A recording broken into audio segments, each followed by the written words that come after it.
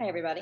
So I thought I would take a shot, since this is an oral epic, I thought I would take a shot at giving you your video guide orally or sort of by video. There's a reason why English professors are not typically TikTok stars, and so not really sure how this is going to go.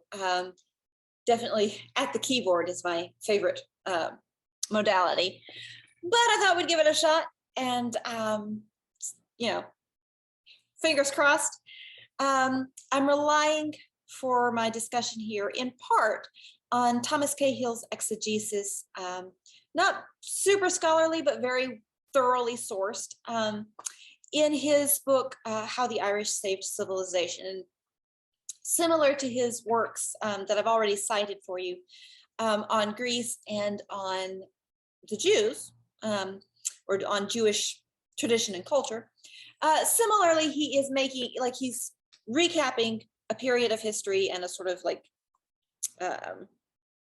very specific time and place conjuncture in order to sort of make an argument about what's going on there. And so he's not neutral and all of that stuff. However, he does have a wonderful bibliography in the back of his book, and he's a superb storyteller. So his book, How the Irish Saved Civilization, is well worth checking out when you have, a few hours to read the thing. It's really pretty, it is both accurate in many, well, historians will argue about what's accurate and what's not, but it's well sourced and entertaining at the same time. So it's a valuable text, I think. But anyway, I'm also, of course, relying on this translation itself, which is by Thomas Kinsella. The translation was originally issued by Oxford University Press in 1969, and it remains the gold standard for translations of the Táin Cúchulainn, which is, in academic publishing, that's actually pretty exciting, that a translation would have that longevity in terms of its authority. And I want to start by highlighting some elements of the Táin, I'm actually going to start with the backstory. But some elements of the storytelling here that are quite distinct from what we've seen in the Iliad, since that's our point of comparison. And I want to also highlight some points that demonstrate the residual manuscript orality sort of mode that we've been talking about with Or and Sofer. And the Táin Cúchulainn, as translated by Kinsella, makes a really good go-to piece for doing that, because of precisely the situation that Cahill is discussing in How the Irish Saved Civilization. That book is all about the roles that Irish scriptoriums played in preserving the literature of the ancient world into the Middle Ages and sort of reintroducing literacy to parts of Europe over that period. So most of you probably know that after the fall of the Roman Empire in the West, there was a not total but wide-scale breakdown in any kind of academic learning, and their travel was restricted to everybody's just local now, and libraries were raided and burned, and literacy is no longer a thing. And during that same period, monasteries were sort of proliferating around Ireland, and one of their central practices was the copying out of texts. So if you want examples of residual manuscript orality, as discussed by Sofer, early medieval Ireland is the place to locate those examples. And in addition to the fact that Irish scriptoriums preserved the Iliad for us, so they are a large part of the reason why we had the text that we just read, they also started writing down and transcribing and replicating and saving examples of their own native stories. And the Táin Cúchulainn is an example of that. The Táin Cúchulainn translates in English to the cattle raid of Cooley, and cattle raiding was a widespread and deeply ingrained practice. We can kind of infer that from several pieces of evidence, but also cattle raiding continued well into the medieval period. So we actually have contemporary reports, which is the longevity of cultural practices in Ireland, even after the introduction of literacy and the introduction of Christianity, which kind of came in together. is sort of notable, like it's an unusual example in European history. So I said I was going to begin with the backstory stuff. So the first little section of the Kinsella translation is not a translation of the raid story proper, but of some of these very short but critical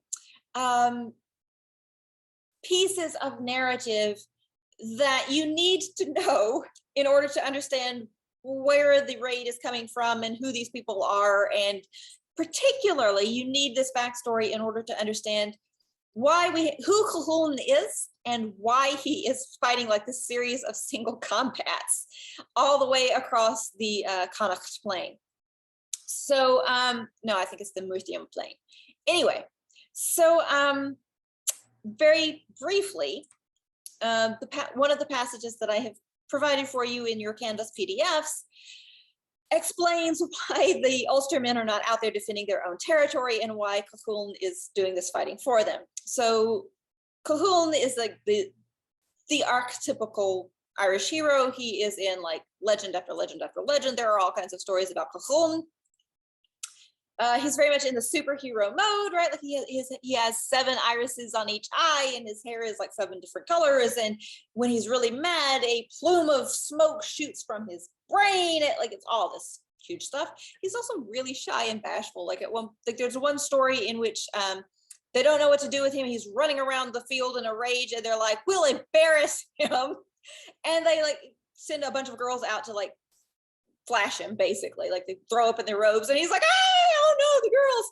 And they throw him in a tub of cold water, and he cools down. So there's this wonderful like comic element to Cúchulainn that we don't really see with the Greek heroes so much. So that's a point of contrast that I always think is the Greek heroes are so serious, and Cúchulainn's like, "Girls," and there's something kind of there's something, to me at least, delightfully amusing in that contrast, because in other respects, the Táin very much is, and its associated stories, like they very much operate in the epic frame, but there's this element of like, but we can poke fun at our heroes. Anyway, this particular story that I'm about to use as an example also of residual manuscript orality in the way that it's told, so I'm going to call out some examples of the poetics. This particular story sets up why Cúchulainn is out here doing the single combat thing. One of the sort of entertaining aspects of the raid is that it really does play out like, it's like the Kill Bill movies, in that it's a series of single combat encounters between one really badass hero and some other random really badass warrior. And like, just like the Bride is the consistent through line in the Kill Bill films, Cúchulainn is the one in the raid, and he just like sequentially fights everybody that the Connachtmen can put on the field. Anyway, why is he doing this? Here's where we find out. What caused the pangs of the men of Ulster? It is soon told. I love how the introduction is like they start with a question that they are going to answer. So like we already know, like we don't sing or muse of the wrath of Achilles. We're like, wait, what? This. It's very direct. The Táin is delightfully direct.